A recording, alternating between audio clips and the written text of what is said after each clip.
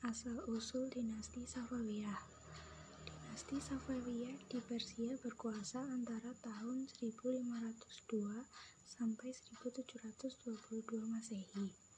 Awalnya, kerajaan ini berasal dari sebuah gerakan tarekat yang berdiri di Ardabil, sebuah kota di Azerbaijan. Tarekat ini diberi nama Tarekat Safawiyah yang diambil dari nama penulisnya, yaitu Abu Safa ad-Din. Dan nama Safawi itu terus dipertahankan sampai tarekat ini menjadi gerakan politik. Bahkan, nama itu terus dilestarikan setelah gerakan ini berhasil mendirikan kerajaan, yakni Kerajaan Safawi. Ismail merupakan keturunan Safi ad-Din yang pertama kali memproklamirkan dirinya sebagai raja pertama Kerajaan Safawiyah. Kerajaan Safawi bertahan lebih dari 2 abad dengan pemimpin sebagai berikut. Yang pertama, Ismail I, tahun 1501 sampai 1524 Masehi. Yang kedua, Tahmasab. Yang ketiga, Ismail II. Selanjutnya, Muhammad Khudabanda. Selanjutnya, Abbas I. Lalu yang keenam, Safi Mirza.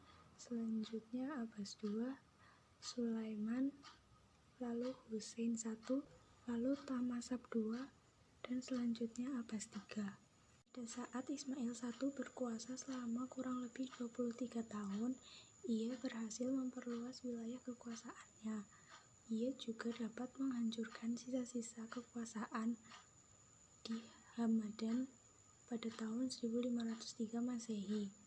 Menguasai provinsi Kaspia, Dinazandaran, Gurgan, dan Yas pada tahun 1504 Masehi. Ismail I hanya memerlukan waktu selama 10 tahun untuk menguasai seluruh wilayah Persia. Sepeninggal Ismail I, kekuasaan dinasti Safawiyah dilanjutkan oleh Tahmasab I, yaitu tahun 1524 sampai 1576 Masehi.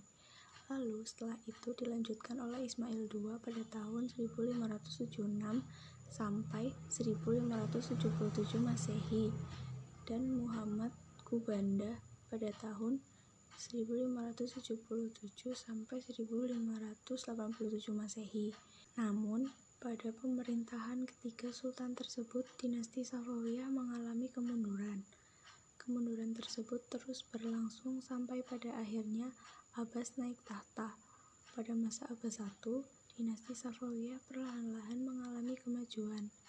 Langkah-langkah yang ditempuh Abbas I dalam memajukan dinasti Safawiyah diantaranya adalah: yang pertama, berusaha menghilangkan dominasi Kisilbas atas dinasti Safawiyah dengan cara membentuk pasukan-pasukan baru yang anggotanya terdiri dari budak-budak yang berasal dari tawanan-tawanan bangsa Georgia, Armenia, Sirkasia yang ada sejak pemerintahan Tahmasab I. Dan yang kedua, mengadakan perjanjian damai dengan Turki Utsmani. Setelah dinasti Safawiyah menjadi kuat kembali, Abbas I mulai melakukan ekspansi dan merebut kembali wilayah-wilayah kekuasaannya yang telah hilang. Abbas I juga melakukan penyerangan kepada Turki Utsmani. Pada saat itu, Turki Utsmani di bawah kepemimpinan Sultan Muhammad II. Abbas I menyerang Turki Utsmani dan berhasil menaklukkan wilayah Tabriz, Sirwan, dan Baghdad. Selanjutnya, tentang kemajuan dinasti Safawiyah dalam berbagai bidang. Yang pertama, dalam bidang ilmu pengetahuan. Nah, dalam bidang ilmu pengetahuan ini ditandai dengan munculnya para ilmuwan seperti Bahauddin Syahrozi. Nah, beliau ini merupakan seorang generalis ilmu pengetahuan, dan Muhammad Bakir bin Muhammad Damat. Nah, beliau ini merupakan seorang ahli sejarah teolog, dan beliau ini pernah mengobservasi tentang kehidupan lebah. Yang kedua, dalam bidang ekonomi. Nah, dalam bidang ekonomi ini ditandai dengan dikuasainya jalur perdagangan laut antara timur dan barat. Nah, yang ketiga, dalam bidang arsitektur. Nah, dalam bidang arsitektur ini ditandai dengan didirikannya kota-kota megah, masjid-masjid, dan bangunan-bangunan lainnya. Yang keempat, dalam bidang kesenian. Nah, dalam bidang kesenian ini ditandai dengan adanya kerajinan tangan dan benda seni lainnya. Yang kelima, dalam bidang tarekat. Nah, dalam bidang tarekat ini ditandai dengan adanya cikal bakal gerakan sofistik. Sebab-sebab kemunduran dan kehancuran kerajaan Safawi. Yang pertama, adanya konflik yang berkepanjangan dengan kerajaan Utsmani. Yang kedua, terjadinya dekadensi moral yang melanda sebagian pemimpin kerajaan Safawi. Nah, hal tersebut dapat mempercepat proses kehancuran kerajaan itu. Yang ketiga,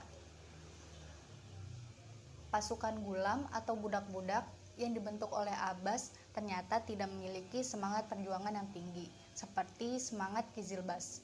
Yang keempat, sering terjadinya konflik intern dalam hal perebutan kekuasaan di kalangan keluarga istana.